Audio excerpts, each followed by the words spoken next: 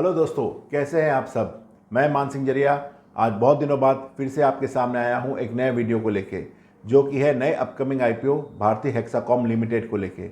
आज चूंकि 1 अप्रैल यानी कि फर्स्ट फाइनेंशियल ईयर की शुरुआत हो रही है, तो हम भी शुरुआत करेंगे इस वीडियो के साथ। ये वीडियो मैं एजुकेशनल पर्पज़ के लिए बना रहा हूँ। Bharti Hexacom is a subsidiary company of Airtel. Airtel India में एक बहुत ही रेपुटेड कंपनी है। इस वीडियो में हम भारती हेक्साकॉम का रिव्यू करेंगे, जानेंगे कि कंपनी क्या करती है, किस सेक्टर में है, और भी कई जानकारी हम डिस्कस करेंगे। अब हम लोग बात करते हैं इसके फंडामेंटल्स की और फाइनेंशियल्स की। प्रॉफिट लॉस क्या है, प्रॉफिट मेकिंग कंपनी है या लॉस मेकिंग कंपनी है। अब हम लोग आईपीओ की डिटेल्स जानेंगे, कब से आईपीओ स्टार्ट हो रहा है, लास्ट डेट क्या है और लॉट साइज क्या है, एक्सेट्रा।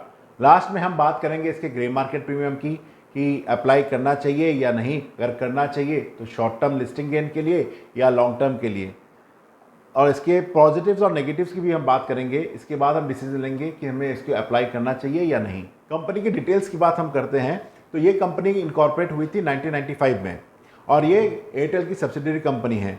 भारती एयरटेल जिसके मोबाइल सिम हम यूज़ करते हैं, ब्रॉडबैंड और वाईफाई यूज़ करते हैं, डिसकनेक्शंस यूज़ करते हैं, अपने घर में, ऑफिस में, हर जगह यूज़ करते हैं। इसके पास अभी 2.07 करोड़ कस्टमर है, जिसमें 19,144 डाटा कस्टमर है। ये कंपनी फिक्स लाइन टेलीफोन और ब्रॉडबैंड की सेवा देती है, लेकिन लिमिटेड स्टेट्स में, लाइक राजस्थान, नॉर्थ स्टेट्स में लाइक अरुणाचल, मेघालय, मिजोरम, नागालैंड, त्रिपुरा जैसे स्टेट्स में।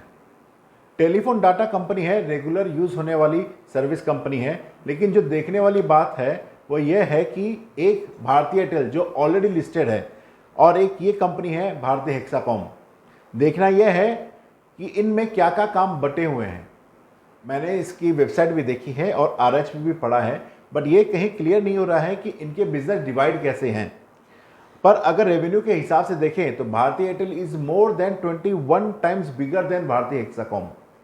इट मीन्स भारती एयरटेल का रेवेन्यू 1,39,145 करोड़ का है, जबकि भारती हेक्साकॉम का सिर्फ 6,719 करोड़ का है इन फाइनेंशियल ईयर 23 में। सेक्टर वाइज देखें तो अच्छा है, बट इसके पास काम बहुत कम है। अब इसके फाइनेंशियल की बात करते हैं, जो 2021 से 2023 तक का दिया हुआ है। एसेट्स में ईयर ऑन ईयर ग्रोथ हो रहा है, जो डिसेंट भी है। रेवेन्यू भी बढ़कर 4,704 करोड़ से 6,719 करोड़ हो गया है, जो इसमें ग्रोथ दिखाता है। अब बात करते हैं इसके प्रॉफिट आफ्टर टैक्स की। प्रॉफिट में थोड़ी अप्स एंड डाउन्स देखने को मिल रही है। 2021 में लॉस मेकिंग कंपनी थी, 2022 में प्रॉफिट बढ़ा, 2023 में प्रॉफिट फिर से घट गया। ये ups and downs is not good for company. कोई भी अच्छी कंपनी के लिए प्रॉफिट हमेशा बढ़ते हुए होना चाहिए। इसका नेटवर्थ हर साल बढ़ा है। इसका रिजर्व है 4,166 करोड़ का, और इसकी उधारी यानी डेट वो है 6,253 करोड़ की, जो कि थोड़ी ज़्यादा है इसके रिजर्व से। इसका डेट इक्विटी रेशियो 1.41 का है। एक अच्छी कंपनी के लिए डेट टू इक्विटी हमेशा 1 से नीचे होना चाहिए, और 0.5 हो तो और अच्छा है। इसका डेट 1 से ज़्यादा है, जो कि नेगेटिव बात है। ये आईपीओ पूरा ऑफर फॉर सेल है। इट मीन्स प्रमोटर अपनी हिस्सेदारी सेल नहीं कर रहे हैं। जो इन्वेस्टर है, जिन्होंने इन्वेस्ट कर रखा है, वो इन्वेस्टर अपनी हिस्सेदारी सेल कर रहे हैं। तो यह भी कहीं एक नेगेटिव पॉइंट है, क्योंकि अगर ये फ्रेश इशू होता तो ये फंड डेट चुकाने काम में आता, तो ये एक अच्छी बात होती। RONW यानी रिटर्न्स ऑन नेटवर्थ 7.08 है, जो बहुत कम है। प्रॉफिट अर्निंग रेशियो 51.89 है। रेवेन्यू भी अगर देखें तो 6,719 करोड़ का है, जो भारती एयरटेल और अदर टेलीकॉम कंपनी से कंपैरिजन में बहुत ही कम है। अब बात करते हैं इसकी आईपीओ डिटेल्स की। आईपीओ स्टार्ट हो रहा है 3 अप्रैल से, क्लोज हो रहा है 5 अप्रैल को। लिस्टिंग है इसकी 12 अप्रैल को। फेस वैल्यू है ₹5 पर शेयर्स का, और लॉट साइज है 26 का। प्राइस बैंड है 542 से 570 का। इसका इश्यू साइज है 4,275 करोड़ का, जो कि पूरा का पूरा ऑफर फॉर सेल है। मीन्स इन्वेस्टर ग्रुप है जो अपनी हिस्सेदारी सेल कर रहा है, और कंपनी वाइज ये इतना अट्रैक्टिव भी नहीं लग रहा है। अब हम बात करते हैं इसके ग्रे मार्केट प्रीमियम की। इसका ग्रे मार्केट प्रीमियम एक एजम्पशन रखता है कि ऑफलाइन मार्केट में इसका क्या रेट है। इसका ग्रे मार्केट प्रीमियम 37 रुपीज़ का है। अगर परसेंटेज वाइज देखें तो 6.49% बढ़ा हुआ है। It means IPO price 570 plus grey market premium 37, तो टोटल हुआ 607, और इसका परसेंटेज 6.49% है, जो काफ़ी कम है।